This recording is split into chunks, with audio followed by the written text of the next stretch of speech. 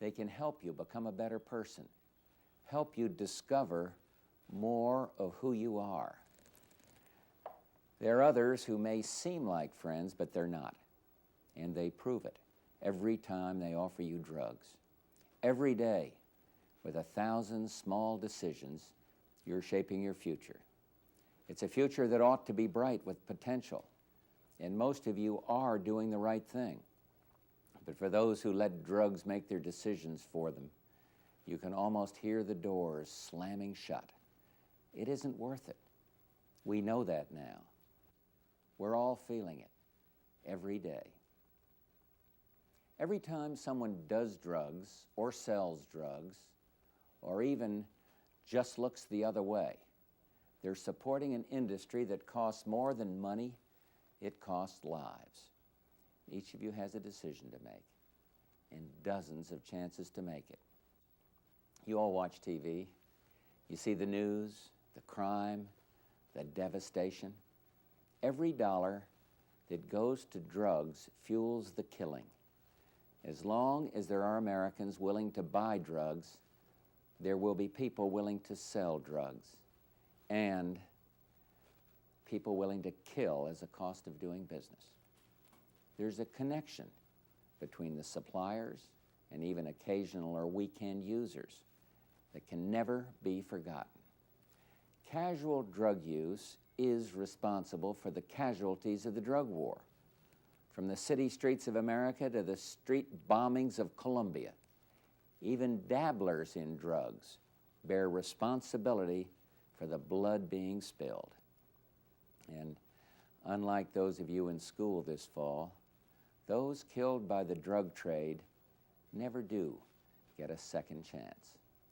Drugs are rightly called an equal opportunity destroyer. They have no conscience.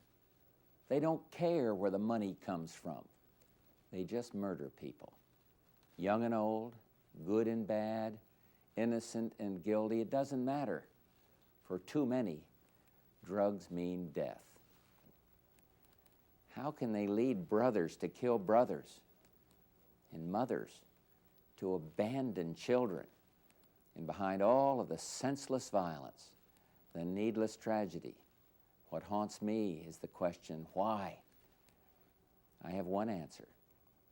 Drugs are still a problem because too many of us are still looking the other way.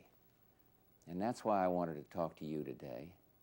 I'm asking you not to look the other way. Maybe you're in trouble or on the edge of trouble. Maybe you know someone who is. Maybe you've got younger brothers or sisters. You know they're looking up to you. Don't risk your life or theirs. And if you're struggling with the kind of problem that can truly be the toughest, if you have parents who have problems with drugs or alcohol, find someone you can trust. Talk to them about it. Saying no won't make you a nerd, won't make you a loser.